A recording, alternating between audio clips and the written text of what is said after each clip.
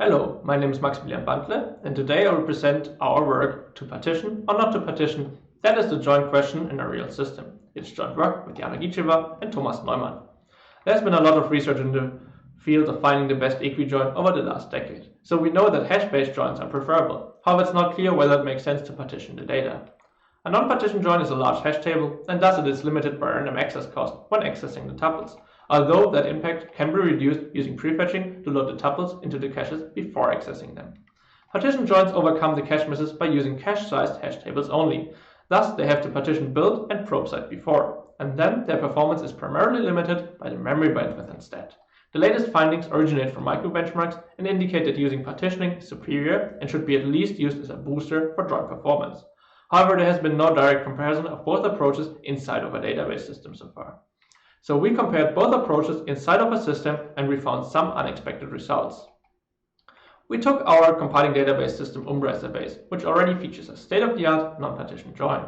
To compare against the partition variant, we integrated a radix join based on the insights from prior work. We had to adapt the partitioning since we cannot rely on materialized tuples.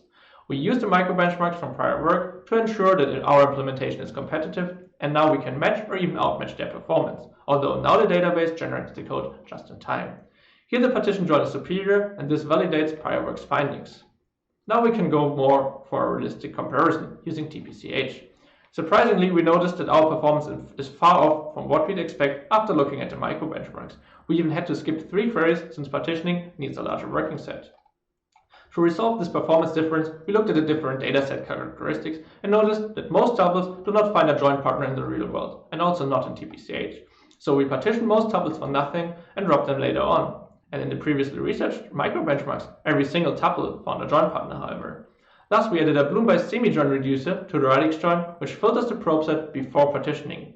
Using it, we are competitive again, and we can also stay competitive in the microbenchmark.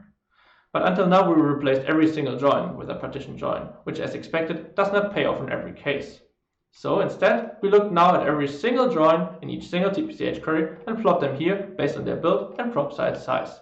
A reddish color here indicates that partitioning is faster, while bluish stands for the opposite. The size of the build site increases from left to right, and we observe no speedup when the build site is smaller than the last level cache, as expected. But to our surprise, a large build site is no clear indicator whether we profit from partitioning.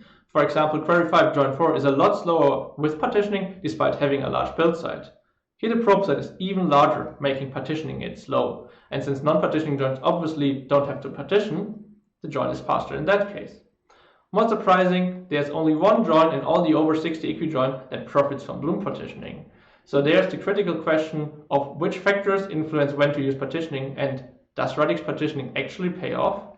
However, just looking at TPCH joins, we still cannot explain everything. For example, not why only one of the joins benefits from partitioning.